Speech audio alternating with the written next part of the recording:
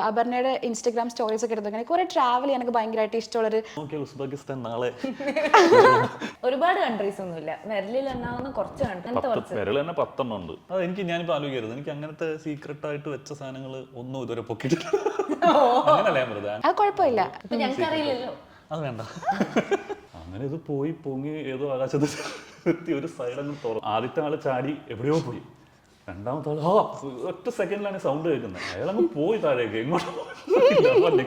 അതിന്റെ മുകളിൽ കൂടെ നടക്കുക, ഷെയ്ഡിന്റെ അറ്റത്ത് പോയി നിൽക്കുക. ഇങ്ങനെയൊക്കെ ചെയ്യുമ്പോൾ നമുക്ക് എന്ത് സുഖമാണ് കിട്ടുന്നത് പറയാമോ? എന്തോ ഉള്ളിൽ ഉറങ്ങി കിടക്കുന്ന ഒരു സ്പൈഡർമാൻ. ഹോഴ്സ് റൈഡിങ് ചെയ്യാറുണ്ടല്ലേ? മൈൻഡ് സ്ട്രെസ് ആവുന്ന ഒരു സ്ട്രെസ് കുറയ്ക്കുന്ന ഒരു സംഭവമാണ്. കുതിരയ്ക്ക് ഭയങ്കര സ്ട്രെസ് ആയിരുന്നു. അതെങ്ങനെ പറയൂ? അതെ അതെ, ചിലതൊക്കെ പറയാൻ പറ്റില്ല. അല്ല, പക്ഷെ അതൊരു ഓപ്പർച്യൂണിറ്റി ആയിട്ടും എടുക്കാം. ഈ ബാംഗ്ലൂർ ഡേയ്സ് സിനിമയില് ഇവര് പറയില്ലേ അന്താക്ഷരി കളിക്കായിരുന്നോ ചോദിക്കില്ലേ, ശരിക്കും ഒരു ദിവസം രാത്രി ഞങ്ങൾ ഫോണില് അപ്പൊ അമ്മയെ കവിത ഇങ്ങനെ പറഞ്ഞിട്ടായിരുന്നു. ആ സമയത്ത് ബോയ് ഫ്രണ്ട് ഉള്ളത് വീട്ടിൽ പിടിച്ച ഒരു പ്രശ്നമായിരുന്നു. സീക്രട്ട് ആയിരിക്കും. Hi hello everyone, welcome to cinema daddy. Secret home എന്ന മൂവിന്റെ വിശേഷങ്ങളായിട്ട് നമ്മളോടൊപ്പം ഇന്ന് ജോയിൻ ചെയ്യുന്നു പ്രിയ താരങ്ങൾ അപർണ ദാസ് ആൻഡ് അനു മോഹൻ. ഹായ്, എന്തൊക്കെയുണ്ട് വിശേഷങ്ങൾ? സുഖം. വലിയൊരു വിശേഷമുണ്ട് സീക്രട്ട് ഹോം. അതിൽ തന്നെ സ്റ്റാർട്ട് ചെയ്യാം. പറയൂ, സിനിമയുടെ വിശേഷങ്ങൾ പറയും. സീക്രട്ട് ഹോം ഈ പറയുന്ന പോലെ ഇപ്പൊ March 1 റിലീസ് ചെയ്യാൻ പ്ലാൻ ഉണ്ട്. അപ്പോൾ വളരെ ആ പേര് പോലെ തന്നെ ഒരുപാട് രഹസ്യങ്ങൾ ഒളിഞ്ഞിരിക്കുന്ന ഒരു കഥയും കഥാപാത്രങ്ങളും ഒരു ടെറൈനും ഒക്കെ ഉള്ള ഒരു സിനിമയാണ്. ക്രൈം ത്രിൽ, ഒരു ക്രൈമിനെ ബേസ് ചെയ്ത് ഒരു ഡെവലപ്പ് ചെയ്യുന്ന ഒരു കഥ തന്നെ. അപ്പം അതിൻ്റെ ഒരു നമ്മൾ പറയപ്പെടാത്ത അല്ലെങ്കിൽ അറിയാത്ത ഒരു വശവും കൂടെ ഈ സിനിമയിൽ സംസാരിക്കുന്നുണ്ട്. അപ്പം അതാണ് ഈ സിനിമയിലെ ഒരു മെയിൻ ഒരു ഒരു സംഭവമാണ്. അതിന്റെ മേ ബി ബാക്ക്ഗ്രൗണ്ട്സ് നടന്ന ഒരു ഇൻസിഡന്റ് നമ്മൾ ഈ സിനിമയിലേക്ക് അഡാപ്റ്റ് ചെയ്തിട്ടുണ്ട്. പിന്നെ നമ്മൾ അതിന്റെ കഥാപാത്രങ്ങളൊക്കെ ഡെവലപ്പ് ചെയ്ത് ഒരു ഫിക്ഷൻ പരിപാടിയിലേക്ക് കൊണ്ടുവന്നതാണ് സിനിമ. അപ്പം അതിനകത്ത് നമ്മൾ പറയാത്ത അല്ലെങ്കിൽ നമ്മൾ പുറമേ അറിയാത്ത ഒരു വശവും കൂടെ സംസാരിക്കുന്നുണ്ട്. അത് അങ്ങനെ ഒരു കണ്ടന്റ് സിനിമയിൽ മലയാളത്തിൽ അങ്ങനെ വന്നിട്ടുണ്ടോ എന്ന് ചോദിച്ചാൽ ഞാൻ കണ്ട സിനിമകളിലൊന്നും കണ്ടിട്ടില്ല. അത്രയും ഒരു പുതുമയുള്ള ഒരു സബ്ജക്ട്, ഒരു എലമെന്റ് ആ പരിപാടി. അപ്പോൾ റിയൽ ലൈഫ് ക്യാരക്ടേഴ്സ് ഇപ്പോൾ ഈ ഒരു കഥയായിട്ട് ബന്ധപ്പെട്ട ആൾക്കാർ ഇപ്പോൾ നമ്മുടെ ഇപ്പോൾ നിലവിൽ ജീവിച്ചിരിപ്പുണ്ടെന്ന് നമുക്ക് പറയാൻ പറ്റും. അതാ പറഞ്ഞ ഒരു പർട്ടിക്കുലർ ഇൻസിഡന്റ് ഉണ്ട്. ഒരു ഇൻസിഡന്റ് ഉണ്ടെങ്കിലും ആ ഒരു കംപ്ലീറ്റ് 100% ആ കഥാപാത്രത്തെ അഡാപ്റ്റ് ചെയ്തിട്ട് ചെയ്തതല്ല. അപ്പൊ നമുക്ക് ഈ 4 പേരിൽ കാണുമ്പോൾ അതിനകത്ത് ചന്തു ചെയ്ത ക്യാരക്ടർ നമുക്ക് റിലേറ്റ് ചെയ്യാൻ പറ്റും. നമ്മളിൽ ആരും ആണല്ലോ ഇവൻ, അല്ലെങ്കിൽ ഞാൻ ചെയ്ത ക്യാരക്ടറുകൾ ഞാൻ കണ്ടിട്ടുണ്ടല്ലോ, ഇവനെ ഇങ്ങനെ ഒരാളെ ഞാൻ കണ്ടിട്ടുണ്ടല്ലോ എന്ന് വളരെ റിലേറ്റ് ചെയ്യാൻ പറ്റുന്ന തരത്തിലുള്ള 4 കഥാപാത്രങ്ങൾ. അപ്പോൾ അത് വളരെ ഒരു കോമൺ ഓഡിയൻസിന് ഭയങ്കരമായിട്ട് റിലേറ്റബിൾ ആണ്. പക്ഷേ ഈ പറയുന്നത് പോലെ ഒരു കുട്ടികളൊക്കെ ആയിട്ട് ഫാമിലി ആയിട്ടൊക്കെ പോയിരുന്നാൽ ചിലപ്പോൾ നമ്മൾ പെട്ടുപോകും. അപ്പം എന്താണ് അതിന്റെ ഒരു അതെന്താ അമ്മ അച്ഛ അങ്ങനെ ചോദിച്ചു കഴിഞ്ഞാൽ നമുക്ക് ചിലപ്പോൾ റിവീൽ ചെയ്യാൻ പറ്റും. അതൊരു ഒത്തിരി മെച്ചൂർഡ് ആയിട്ട് ചിന്തിക്കേണ്ട അല്ലെങ്കിൽ അങ്ങനെ കാണേണ്ട ഒരു കണ്ടന്റ് ഉള്ള ഒരു. അപ്പോൾ ഇതൊരു ഫാമിലി ഓഡിയൻസിന് വേണ്ടിയുള്ള ഒരു മൂവി അല്ല എന്നാണ് പറഞ്ഞു വരുന്നത്? കുട്ടികൾക്കുള്ള മൂവി അല്ല. അത് ഭാര്യയും ഭർത്താവും അങ്ങനെ ഫാമിലി ആയിട്ട് പോയി കാണുന്നതുകൊണ്ട് കുഴപ്പമില്ല. പിന്നെ കുഞ്ഞു കുട്ടികൾക്ക് ഇത് കണ്ടാൽ മനസ്സിലാവില്ല. വേറൊന്നുമില്ല ഇതിനകത്ത് എ ഗ്രേഡഡ് അങ്ങനത്തെ ഒരു കണ്ടന്റ് ഉള്ളതുകൊണ്ടല്ല ഇത് മനസ്സിലാവില്ലായിരിക്കും. കുറച്ചൊരു സീരിയസ് ആയിട്ടുള്ള സബ്ജക്റ്റ് ആയിരിക്കും. ഓക്കെ, ക്യാരക്ടർ വൈസിലൊക്കെ വരുമ്പം എന്താണ് അപർണയുടെ ക്യാരക്ടർ? എൻ്റെ സാധാരണ എനിക്ക് കിട്ടിയ ക്യാരക്ടേഴ്സ് ഒക്കെ മോസ്റ്റ്ലി കുറച്ച് ട്രഡീഷണൽ ടച്ച് ഉള്ള അങ്ങനത്തെ ആണ്. കുർത്ത അങ്ങനത്തെ കിട്ടുന്ന ടൈപ്പ്. ഇത് കുറച്ചൊരു ടോം ബോയിഷ് ബൈക്കൊക്കെ ഓടിക്കുന്ന, കുറച്ച് ഷോർട്ട് ഹെയർ ആയി ഷർട്ട് പോലത്തെ ഡ്രസ്സൊക്കെ ഇടുന്ന അങ്ങനത്തെ ഒരു ക്യാരക്ടർ. അപ്പൊ അതായിരുന്നു ഫസ്റ്റ് എനിക്ക്. ഐ മീൻ ഒബ്വിയസ്ലി സ്റ്റോറി ഭയങ്കര രസമുള്ള സ്റ്റോറി പറഞ്ഞപ്പോൾ തന്നെ എനിക്ക് ഭയങ്കര ഇഷ്ടമായി. പിന്നെ എനിക്ക് ഭയങ്കരമായിട്ട് എക്സൈറ്റ് ചെയ്യിപ്പിച്ചത് ഈ ഒരു ഫാക്ടറാണ്. ഓക്കെ, ഇതുവരെ ഞാൻ ചെയ്യാത്തൊരു ടൈപ്പ് റോളാണ്, എങ്ങനെ ഉണ്ടാവും, പറ്റോ ഇല്ലയോ എന്നുള്ളത് നോക്കാം എന്നുള്ളത്. കോമ്പിനേഷൻ സീൻസ് ഒക്കെ വരുന്നത് എല്ലാവരുമായിട്ടും ഉണ്ട് എനിക്ക്. ഓൾമോസ്റ്റ് എല്ലാവരുമായിട്ടും ഉണ്ട്. ഓ ഓക്കെ. അനുവിന്റെ ക്യാരക്ടർ എന്താണ് അപ്പോൾ? എൻ്റെ ഇതിനകത്തൊരു IT പ്രൊഫഷണലാണ്. അജീഷ് രാഘവൻ എന്ന് പറയുന്ന ഒരു ക്യാരക്ടറാണ്. ശിവതയുടെ കൊളീഗായിട്ട് വർക്ക് ചെയ്യുന്ന ശിവതയുടെ ഓഫീസിൽ ഉള്ള ഒരു സുഹൃത്തിൻ്റെ ക്യാരക്ടറാണ്. അത് അതിനെപ്പറ്റി കൂടുതൽ ബാക്കി കാര്യങ്ങൾ പറയാൻ പറ്റില്ല. കാരണം ഈ ഇൻസിഡന്റിൽ ഡിപ്പെൻഡ് ചെയ്ത് നിൽക്കുന്ന 4 പേരാണ് ഇവരൊക്കെ. അപ്പോൾ ആ ഇൻസിഡന്റിൽ വളരെ പ്രധാനപ്പെട്ട ഒരു പങ്ക് വഹിക്കുന്ന ഒരു കഥാപാത്രമാണ്. അതിന് എല്ലാവരും ഈ 4 പേര് ഇതിൽ ഇതെന്താ അറിയോ, എവിടെയെങ്കിലും പറഞ്ഞാൽ എവിടെയെങ്കിലും ഒക്കെ മിസ്സേ. അതായത് ഇത് ഭയങ്കര എളുപ്പമാണ്. ഇപ്പൊ ഈ ക്യാരക്ടർ പറഞ്ഞു കഴിഞ്ഞാൽ പിന്നെ ഇതിന്റെ ഫുൾ ഒരു ഉണ്ടാക്കി വെച്ചതിന്റെ ഒരു ഇത് പോവും. അപ്പൊ എന്താ ഇൻഡെപ്ത് പറയാൻ പറ്റില്ല. ഇതാണ് ഒരു സംഭവം പുറത്ത് നമ്മളൊരു സിനിമയുടെ ഒരു സക്സസ് എന്ന് പറയുന്നത് തീർച്ചയായിട്ടും അതിൻ്റെ ആ ഒരു ക്യാരക്ടേഴ്സിൻ്റെ ആ ഒരു കെമിസ്ട്രി ഒക്കെ അതിന് ഒരുപാട് ഹെൽപ്പ് ചെയ്യുമല്ലോ. അപ്പോൾ ഞാൻ എവിടെയൊക്കെ കേട്ടിട്ടുണ്ടായിരുന്നു നിങ്ങളുടെ ഇടയിൽ ഒരു കെമിസ്ട്രി ഭയങ്കര സ്ട്രോങ് ആയിരുന്നു. ബിക്കോസ് നിങ്ങൾക്ക് ഈവൻ സീക്രട്ട് ഹോം എന്നാണ് സിനിമയുടെ പേരെങ്കിലും നിങ്ങളുടെ ഇടയിൽ വലിയ സീക്രട്സും കാര്യങ്ങളൊന്നും കീപ്പ് ചെയ്ത് പോകാൻ പറ്റുന്നുണ്ടായിരുന്നില്ല എന്ന് കേട്ടിട്ടുണ്ടായിരുന്നു. അപ്പോൾ എങ്ങനെയായിരുന്നു നിങ്ങളുടെ ആ ഒരു കോമ്പിനേഷനും സെറ്റിൽ ആ ഒരു വൈബൊക്കെ? സംഭവം ഇവര് ഭയങ്കര ഫ്രണ്ട്സ് ആണ് ഓൾറെഡി. അനുചേട്ടൻ, ചന്ദ്രചേട്ടൻ, ശിവചേച്ചി ഒക്കെ ഒരുമിച്ച് വർക്ക് ചെയ്തിട്ടുണ്ട്. 12th Man ചെയ്തു, അതിനുശേഷം ഇതിലായിരുന്നു. ഓക്കെ. പിന്നെ ഞാൻ അഭയേട്ടൻ ഇതിന്റെ ഈ സൈഡ് ഫുൾ പ്രിയനോട്ടത്തിൽ ഒരുമിച്ച് വർക്ക് ചെയ്ത് എല്ലാവരും എനിക്ക് പരിചയമുണ്ട്.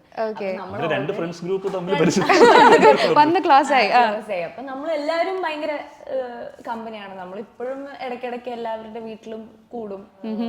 ലൊക്കേഷനിൽ അങ്ങനെ തന്നെയാണ്. ഭയങ്കര ഒരു സീരിയസ് സിനിമയാണ് നമ്മൾ ഷൂട്ട് ചെയ്യുന്നതെങ്കിൽ പോലും ലൊക്കേഷനിൽ പറയുന്ന പോലെ ഭയങ്കര ഒരു ഹ്യൂമർ പടത്തിന്റെ ഒരു പ്രതീതിയായിരുന്നു അവിടെ. മിക്ക ദിവസം കുറെ ദിവസമൊക്കെ മിക്ക ദിവസം എന്ന് പറയുന്നില്ല, നമ്മളെല്ലാവരും ഒരുമിച്ചായിരുന്നു ഫുഡൊക്കെ കഴിക്കുക. ഡിന്നറ് ഷൂട്ടൊക്കെ കഴിഞ്ഞ് വന്നു കഴിഞ്ഞാൽ കുറച്ചേരം ഇരുന്ന് കളിയാക്കി തമാശ ഒക്കെ പറഞ്ഞ് ഉണ്ടാക്കി കഴിക്കും. അങ്ങനെ ഭയങ്കര രസമുള്ളൊരു സെറ്റായിരുന്നു. എല്ലാവരും ഭയങ്കര നല്ല ഫ്രണ്ട്സ് ആയി.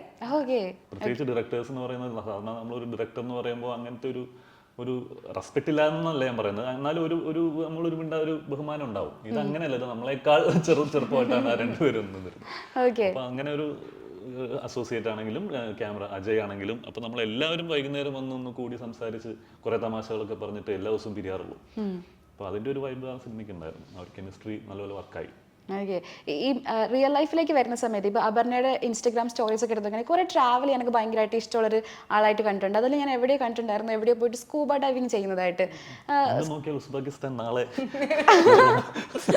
അതെ, ഒരുപാട് കൺട്രീസ് വിസിറ്റ് ചെയ്തിട്ടുണ്ടല്ലേ? ഒരുപാട് കൺട്രീസ് ഒന്നുമില്ല, വിരലിൽ എണ്ണാവുന്ന കുറച്ച് കൺട്രീസ്. വിയറ്റ്നാം പോയി, തായ്ലൻഡ് പോയി, അങ്ങനത്തെ കുറച്ച്. അത്ര ഒന്നുമില്ല, ഒരു കയ്യിൽ എണ്ണാൻ പറ്റുന്ന കൺട്രീസ് ഉള്ളൂ എന്ന് തോന്നുന്നു. അത്ര ഞാൻ എവിടെ കേട്ടിട്ടുണ്ട്, ഇപ്പൊ നമ്മള് കരയിൽ നിൽക്കുന്നതിനേക്കാളും ഭയങ്കര ബ്യൂട്ടിഫുൾ ആണ് കടലിന്റെ അടിയിൽ പോയി കഴിയുമ്പോൾ.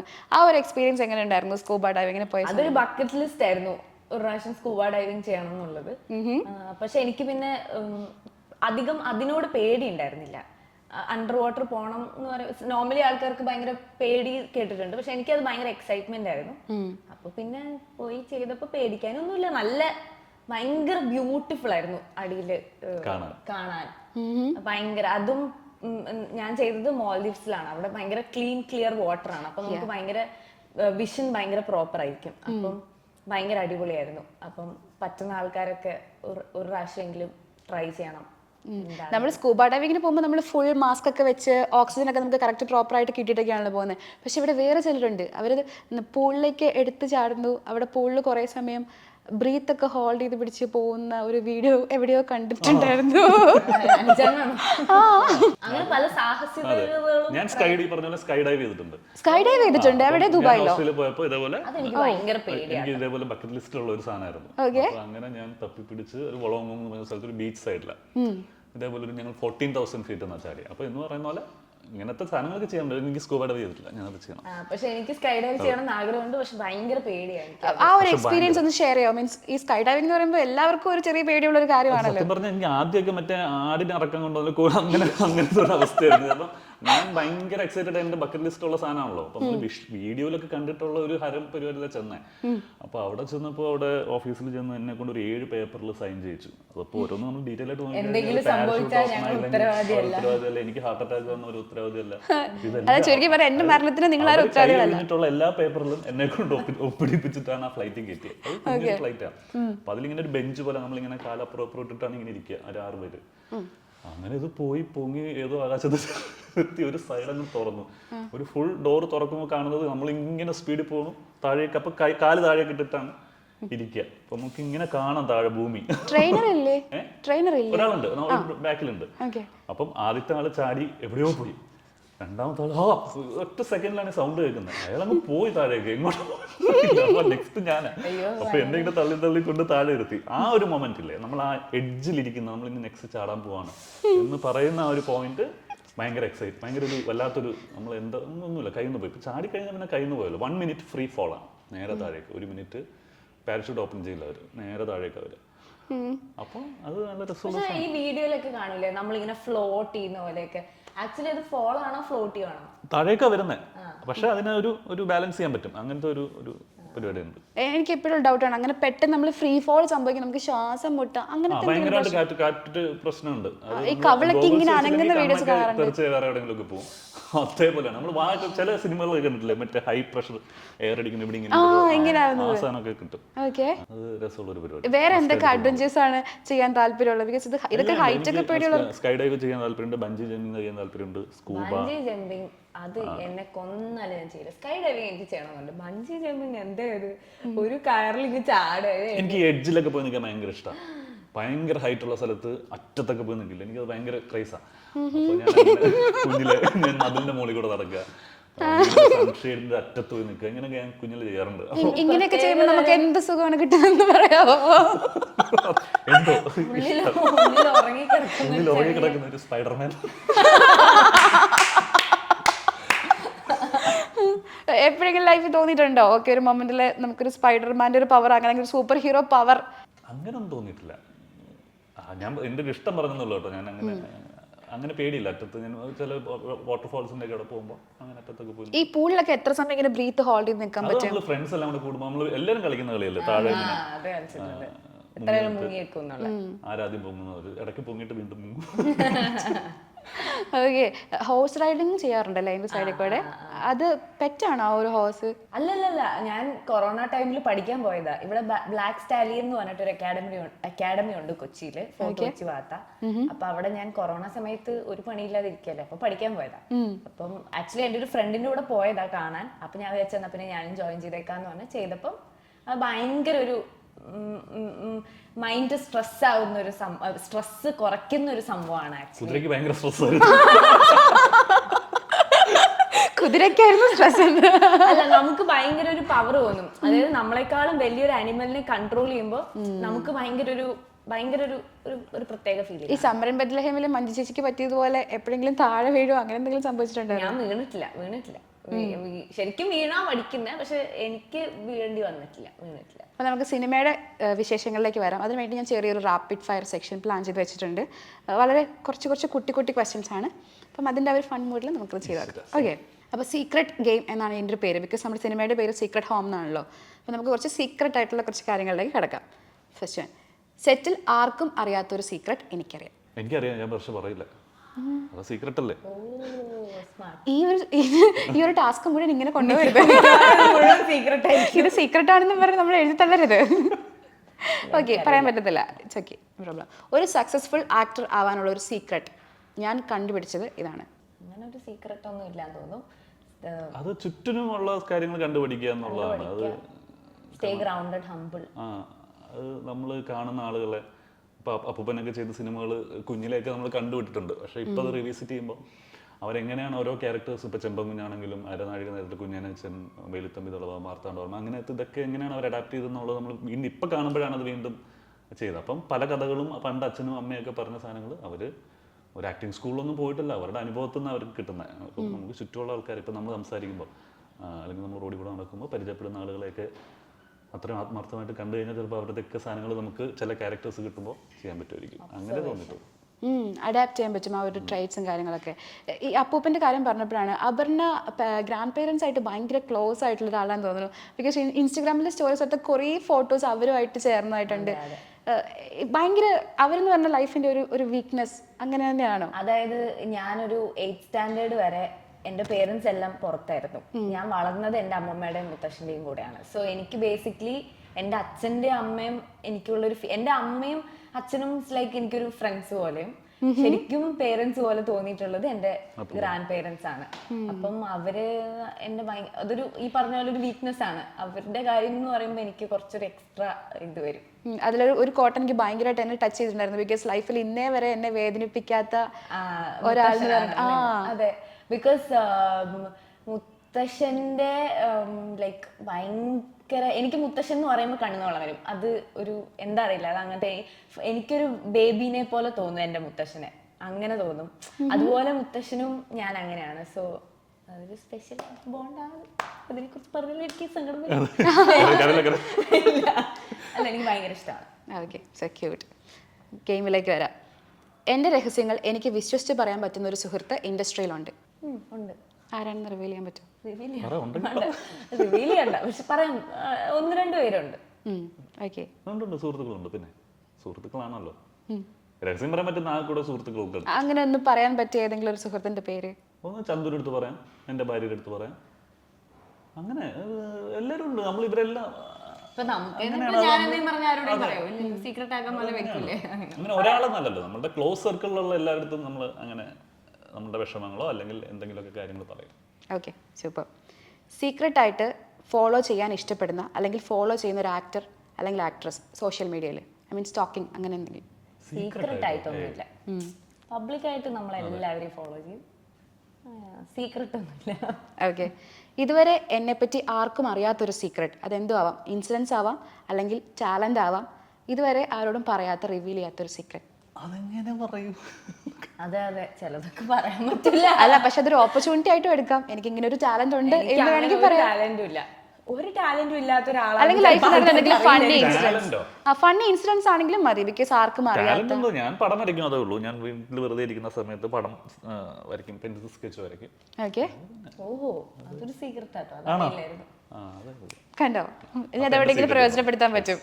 ഓക്കെ. എനിക്ക് അങ്ങനെയൊന്നുമില്ല, ഞാൻ കുക്ക് ചെയ്യും. അതിൽ സദ്യ, ഒരു ഓണത്തിന് സദ്യ പ്രിപ്പയർ ചെയ്തല്ലേ? അങ്ങനത്തെ എല്ലാ പരിപാടി. പക്ഷെ ഭയങ്കര യമ്മി ടേസ്റ്റ് ചെയ്യാന്നൊന്നും ഞാൻ പറയുന്നില്ല. പക്ഷെ ഒരാൾക്ക് കഴിച്ചിട്ട് വലിയ അസുഖങ്ങളൊന്നും വരാതെ കൊള്ളാലോ എന്ന് പറയാൻ പറ്റുന്ന രീതിയിൽ കുക്ക് ചെയ്യും. വേറെ എന്തൊക്കെ ഡിഷസ് ആണ് ഉണ്ടാക്കാൻ അറിയാവുന്നത്? മീൻസ് എക്സ്പേർട്ടായി ഒരുവിധം എല്ലാം, ഒരു സാധാരണ വീട്ടിൽ ഉണ്ടാക്കേണ്ട ചോറ്, കറി, ഉപ്പേരി, അങ്ങനെയുള്ള മീൻ കറി, ചിക്കൻ, ബീഫ്, അങ്ങനെയുള്ള എല്ലാം അറിയാം. നാടൻ ഫുഡിനോടാണ് താല്പര്യം? നാടൻ ഫുഡേ അറിയുള്ളൂ ഉണ്ടാക്കാൻ. ബിക്കോസ് നമ്മൾ പുറത്ത് ജനിച്ച് വളർന്ന് പഠിച്ച ഒരു കുട്ടി എന്ന് പറയുമ്പോൾ നമ്മൾ സ്വാഭാവികമായിട്ടും എക്സ്പെക്ട് ചെയ്യുന്നത് കുറച്ചും കൂടെ. അങ്ങനെയല്ല, എനിക്ക് നാടൻ ഉച്ചയാകുമ്പോൾ ചോറും കറിയും കഴിക്കാനാണ് ഇഷ്ടം. നോർമൽ ചോറ്, മോരുകറി, എന്തെങ്കിലും ഉപ്പേരി, അച്ചാർ, അങ്ങനെ കഴിക്കാനാണ് ഇഷ്ടം. ഓക്കെ. പിന്നെ വല്ലപ്പോഴൊക്കെ ഒബ്വിയസ്ലി പിസ്സ, ബർഗർ ഒക്കെ ഇഷ്ടമാണ്. പക്ഷെ അതൊന്നും എനിക്ക് ഉണ്ടാക്കാൻ അറിയില്ല. ഇങ്ങനത്തെ കാര്യങ്ങളൊക്കെ എനിക്ക് ഉണ്ടാക്കാൻ അറിയാം, അല്ലാതെ എനിക്ക് വേറെ വലിയ ടാലന്റ് ഒന്നും ഇല്ല. It's okay. എന്താണ് ഏറ്റവും ഇഷ്ടമുള്ള ഫുഡ് കഴിക്കാനൊക്കെ ആണെങ്കിൽ? കഴിക്കാൻ ഈ പറയുന്ന പോലെ ചോറും മീൻ, ഫിഷ് ഫ്രൈ ഇഷ്ടമാണ്. പുളിശ്ശേരിയും ഫിഷ് ഫ്രൈ ഒക്കെയാണ് എൻ്റെ കുഞ്ഞിലത്തെ ഭയങ്കര കോമ്പിനേഷൻ. അതായിരുന്നു അമ്മ എപ്പോഴും എനിക്ക് ഉണ്ടാക്കി തരുന്ന അങ്ങനത്തെ ചോറ്, പുളിശ്ശേരി, ഈ മീൻ കറി എന്നൊക്കെ പറയും. അത് അങ്ങനെ തന്നെ. അല്ലാണ്ട് നോർത്ത് ഇന്ത്യൻ ഡിഷിനോടൊന്നും അത്ര വലിയ താല്പര്യമില്ല. എവിടെയെങ്കിലും ഒരു സ്പെഷ്യൽ സ്പോട്ട് വല്ലതും ഉണ്ടോ നമ്മുടെ കേരളത്തിൽ ഇങ്ങനെ പോയി കഴിക്കാൻ, റെസ്റ്റോറൻറ്റ്സ് അങ്ങനെ എന്തെങ്കിലും? അമ്മേൻ്റെ ഫുഡാണ് ഇഷ്ടം? വീട്ടിൽ നിന്ന്. കാരണം എറണാകുളത്ത് ഹോട്ടലുകളാണ് എനിക്ക് ഏറ്റവും കുറവ് അറിയുന്നത്. കാരണം വീട്ടിലുള്ള ഇവിടെ എറണാകുളത്തുള്ളത് മിക്കവാറും വീട്ടിൽ നിന്നാണ് കഴിക്കുന്നത്. പിന്നെയും നമ്മൾ ട്രാവൽ ചെയ്യുമ്പോഴാണ് പല സ്ഥലങ്ങൾ അന്വേഷിച്ച് കണ്ടുപിടിച്ച് പോയി ഭക്ഷണം കഴിക്കുക. Okay, super. ഞാൻ എൻ്റെയോ മറ്റുള്ളവരുടെയോ സീക്രട്ട് സൂക്ഷിക്കുന്നതിൽ എക്സ്പേർട്ടാണ്. ഒരു പരിധി വരെ. അതെ, നമ്മുടെ അങ്ങനെ പ്രസന്റ് ചെയ്യുന്ന, അങ്ങനെ പറയുന്ന കാര്യങ്ങൾ സൂക്ഷിക്കാൻ എക്സ്പേർട്ടാണ്. ഓക്കെ. സീക്രട്ട് ആയിട്ടൊരു ചെയ്തൊരു കാര്യം പിന്നീട് എല്ലാവരും അറിഞ്ഞൊരു ഇൻസിഡന്റ്. ഇതിനൊക്കെ കുറച്ച് സമയം എടുക്കും കേട്ടോ, ആലോചിക്കാൻ തരണം. സീക്രട്ട് ആയിട്ട് ചെയ്ത കാര്യം പിന്നീട് എല്ലാവരും അറിഞ്ഞു. അതൊരു ഫണ്ണി ഇൻസിഡന്റ് ആയിട്ട് അങ്ങനെ എന്തെങ്കിലും? അയ്യോ, ഒരു കോമഡി ഉണ്ട്, ഞാൻ പറഞ്ഞുതരാം. ഞാൻ എത്രാം ക്ലാസ് പഠിക്കുമ്പോൾ അറിയാം, 10th സ്റ്റാൻഡേർഡ് പഠിക്കുമ്പോൾ എനിക്കൊരു ബോയ് ഫ്രണ്ട് ഉണ്ടായിരുന്നു. അപ്പം ഈ ബാംഗ്ലൂർ ഡേയ്സ് സിനിമയില് ഇവര് പറയില്ലേ, അന്താക്ഷരി കളിക്കായിരുന്നോ ചോദിക്കില്ലേ, ശരിക്കും ഒരു ദിവസം രാത്രി ഞങ്ങൾ ഫോണില്, അവൻ നല്ലോണം പാട്ട് പാടുമായിരുന്നു. അപ്പൊ ശരിക്കും അപ്പൊ ഞാൻ അമ്പലപ്പുഴ ഇവിടുന്ന് പാടും, അവിടുന്ന് കണ്ണാൻ തുമ്പി ഇത് കളിക്കായിരുന്നു. ഇതെങ്ങനെയാ ചെയ്തോണ്ടിരിക്കുന്ന വെച്ചാൽ എന്റെ റൂമിൽ എന്റെ അമ്മായി ഉണ്ട്. അപ്പൊ അമ്മായി കിടന്നുറങ്ങാ, അപ്പൊ അമ്മായി അത് ഞാൻ ഇങ്ങനെ പാടിണ്ടായിരുന്നു. അമ്മായി എന്താ ചെയ്തെന്നറിയോ, അത് നല്ല ബുദ്ധിപരമായിട്ട് റെക്കോർഡ് ചെയ്ത് വെച്ചു.